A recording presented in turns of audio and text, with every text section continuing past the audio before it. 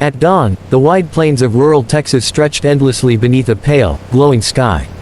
A thin mist hovered over the fields, and the air carried a quiet stillness that came only before the day truly began. In the middle of one worn-out field, Sarah Miller sat alone on an old tractor, guiding it slowly through the stubborn soil. The machine rattled with every movement, protesting like it had given up years ago, but Sarah had no choice except to keep going. Sarah was a widow of 3 years. Her husband, Thomas, had died suddenly, leaving behind debt, an aging farm, and dreams that never had the chance to grow. Since then, Sarah had learned to wake before sunrise and sleep long after sunset. Her hands, once soft, were now rough and cracked. Her shoulders carried more than just physical exhaustion, they carried loneliness, fear, and responsibility. The farm had once been full of laughter and plans. Thomas used to talk about expanding the land, buying better equipment, and building a future where they could grow old together. Now, the farmhouse stood quiet, and the fields felt heavier with every season. Neighbors offered help in the beginning, but time passed, and people moved on. Sarah understood, everyone had their own struggles. As the tractor moved forward inch by inch, Sarah wiped sweat from her forehead despite the cool morning. She whispered a small prayer, not for wealth or miracles, but simply for strength to survive another day. The soil was hard, refusing to break easily, as if testing her determination. Still, she pressed on, knowing that if she failed to plant this season, the farm would be lost forever. Across the open land stood a massive ranch, stretching farther than Sarah could see. It belonged to Daniel Carter, a man known throughout the county. He was wealthy, powerful, and respected, a self-made rancher whose success stories were often told at diners and town meetings. People said he owned the finest equipment, the strongest crew, and the largest herds in the region. That morning, Daniel stood on the wooden porch of his ranch house, coffee in hand, watching the horizon. His eyes drifted toward Sarah, a small figure in the distance. He had noticed her before, many times, actually. Each morning, without fail, she worked alone, long before most people woke up. There was something about her persistence that caught his attention. Daniel knew loss. Years ago, he had buried his own wife, and with her, a part of himself. He remembered the quiet mornings that followed, the loneliness that echoed louder than noise ever could. Watching Sarah struggle against the land stirred something deep inside him. As the sun slowly rose, painting the fields gold, Daniel remained still, his gaze fixed on the widow plowing alone at dawn. He said nothing, made no promises, and gave no sign of what he was thinking. But in his heart, a decision was beginning to form. One that would soon change Sarah's life in ways she could never imagine. The first light of dawn crept across the quiet fields of rural Texas, turning the sky a soft shade of orange and gold. A cool breeze moved gently through the tall grass, but the land itself felt heavy and tired. In the middle of a small, worn-down farm, Sarah Wilson guided an old tractor through the soil, her posture stiff with exhaustion. The engine coughed and rattled, sounding like it might give up at any moment, yet Sarah kept her hands firm on the steering wheel. Sarah was a widow, and she had learned to work in silence. Her husband, Mark, had died 2 years earlier after a sudden illness, leaving behind unpaid loans, broken equipment, and a farm that barely survived each season. Every morning since his death, Sarah rose before the sun, determined not to let his hard work fade into dust. She plowed, planted, repaired, and prayed, often all in the same day. The farmhouse behind her looked small and lonely against the open land. Paint peeled from the walls, and the porch boards creaked with age. This place had once been full of life. Mark used to joke while working, promising that one day their farm would prosper. They dreamed of children running through the fields and evenings spent watching sunsets together. Those dreams now lived only in Sarah's memory. As the tractor struggled forward, Sarah felt the ache in her arms and the weight in her chest. The soil was dry and stubborn, refusing to break easily. She knew this season mattered more than any before. If she failed to prepare the fields properly, there would be no harvest, no income, and no way to keep the land. Losing the farm would mean losing the last piece of Mark she had left. She paused for a moment, turning off the tractor to listen to the quiet. Birds stirred in the distance, and the wind brushed her face. Sarah closed her eyes briefly, gathering strength. Just one more row, she whispered to herself.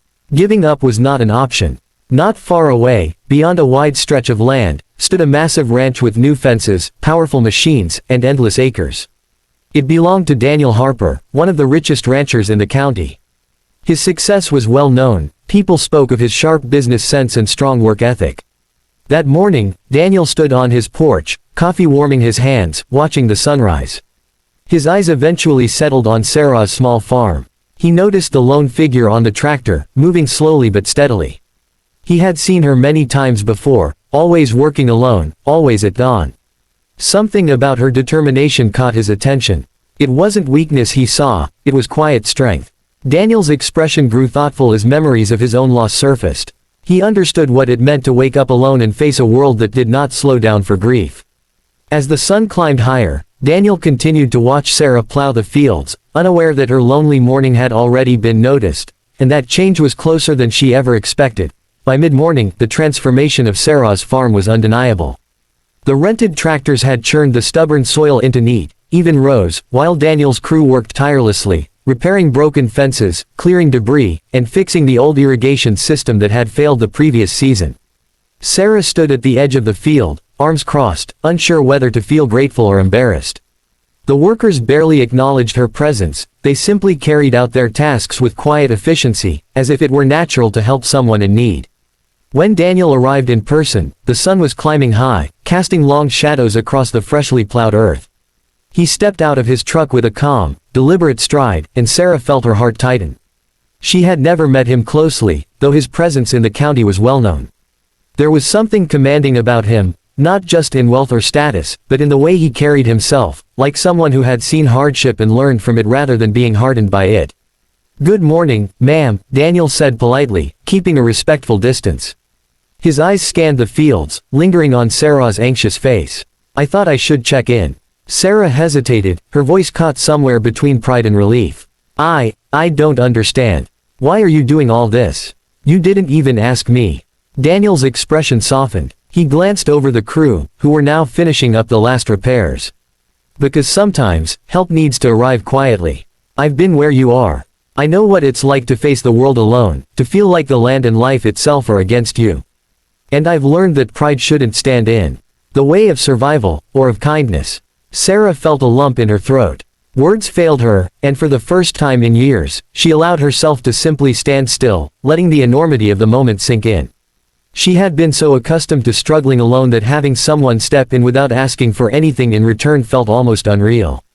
Daniel continued, his voice steady but gentle. "This land deserves to thrive, and so do you. I can't bring back your husband, but I can make sure that what he built doesn't fade away." Sarah finally swallowed her pride and nodded, a small smile breaking through her exhaustion. "Thank you," she whispered. I don't know how to repay you." Daniel shook his head. "No repayment is necessary. Just promise me you'll keep going. Promise me you'll keep the farm alive. That's enough." The two of them stood quietly for a few moments, the sun warming the newly turned soil. Around them, the crew packed up and left, leaving the field neat and orderly, a stark contrast to the chaos it had been only a few hours ago. Sarah could hardly recognize the land, it looked alive again, ready to grow, ready to provide. As Daniel finally turned to leave, he gave Sarah a small nod. "You're stronger than you think," he said. And with that, he was gone, leaving her alone, but not lonely. For the first time in years, Sarah felt hope creep back into her heart. She looked over the field and realized that even in grief, life could still bloom. All it sometimes took was a quiet act of kindness, given without expectation, to change everything.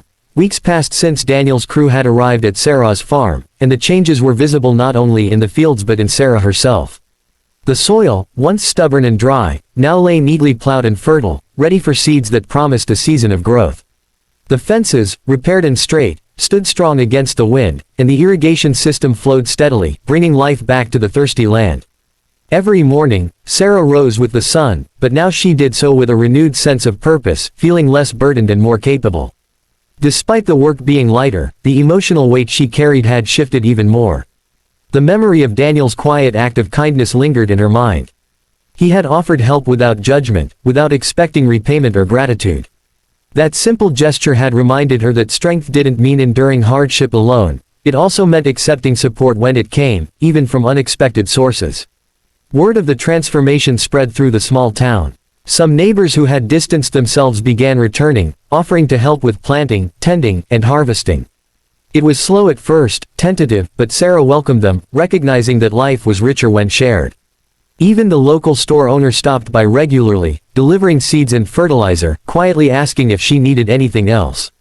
Slowly, the farm began to feel alive again, not just as land, but as a community hub, a place where effort and hope intertwined. One evening, as the sun dipped low, painting the sky in streaks of orange and purple, Sarah sat on the porch with a cup of tea, looking over the fields. Her hands were still rough, her back still ached from long hours of work, but her heart felt lighter. For the first time in years, she allowed herself to feel the possibility of joy again.